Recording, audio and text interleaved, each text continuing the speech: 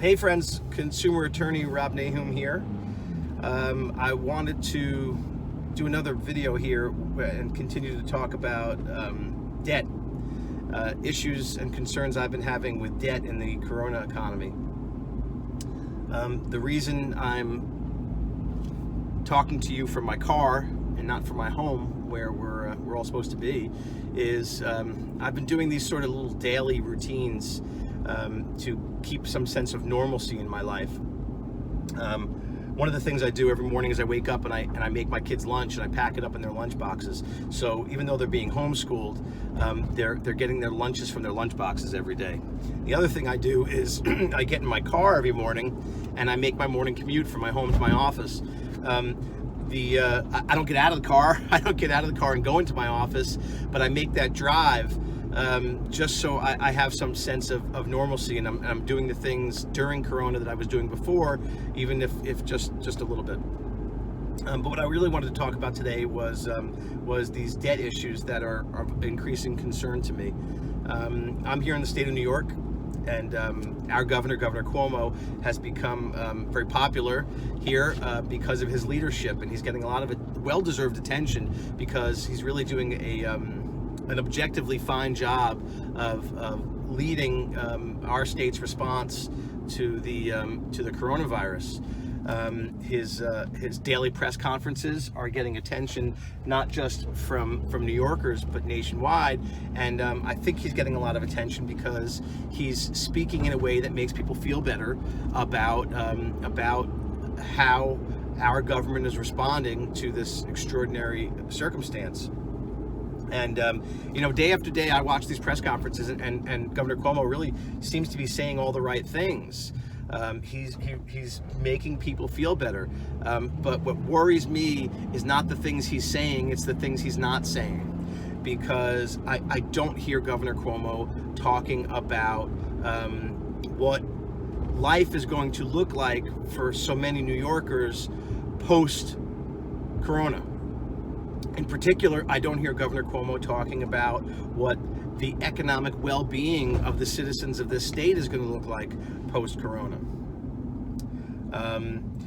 Just yesterday during his press conference, he was asked about trouble that people were having getting approved for unemployment, and he reminded us that the amount of applicants far exceeds anything the state has ever seen before, and so the system is just overloaded.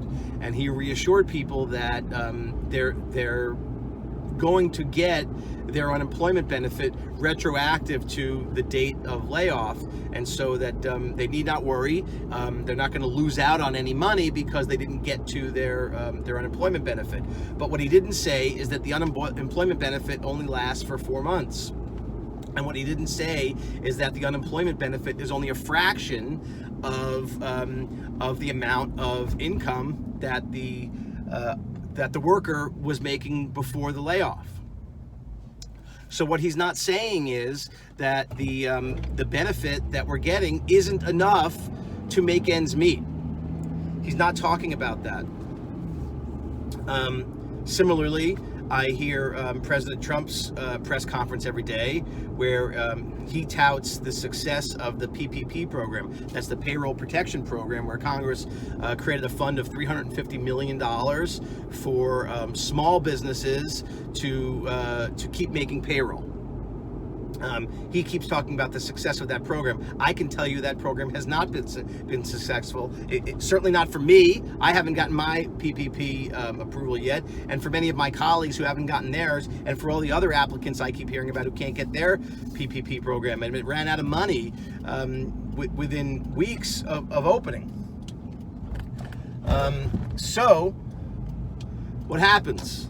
There's not enough money from unemployment. There's not been enough money from the government, from the federal government, and so the debt is accumulating. The debt is accumulating. Folks are getting forbearances and suspensions of the obligations to make payments, right? You're hearing from your cable company, you're hearing from your insurance company, you're hearing from your mortgage company telling you, hey, don't worry, we're going to help you. You don't need to make You don't need to make the payments. We're going to suspend that obligation for a while. Come visit us again after Corona. Well, great. What happens then? Now I'm 6 months behind on my cable bill, and I don't have 6 months worth of money to pay my cable bill. What are you going to do? You're going to cut me off? You're going to cut off the internet I need to work from home? So there's not enough money. There's not enough money being made available to working folks to get through this and to survive this. And then I hear all this talk at the federal level, at the state level, about getting back to work. They're talking about their plans to get us all back to work, right? We're going to reopen the economy. Here in New York State, Governor Cuomo is talking about doing it regionally, right? He rightly points out that the issues with Corona in New York City are not the same as in maybe Buffalo or Rochester or in the North Country. So the way New York State is going to open up the economy again is regionally, right? So if Buffalo's not having a Corona issue for the moment, we'll start loosening up the restrictions on work in Buffalo, but not in New York. Now, if I have a small business in New York City area, say I'm on Long Island, and I have a small business on Long Island that competes with a business in Buffalo, and the business in Buffalo is able to open because it's in a region that's not suffering an issue, and I'm competing with that business on Long Island, they're open, I'm not. What do you think is going to happen to my small business? My small business is going to close. That's what's going to happen. We're going to go bankrupt. I don't hear Governor Cuomo talking about, in his regional plan to open the economy, who the winners and losers are going to be. Do I have the regional luck of being in a place that wasn't only hit hard by Corona, but is also now being hit harder by the economic downturn? They're not talking about that.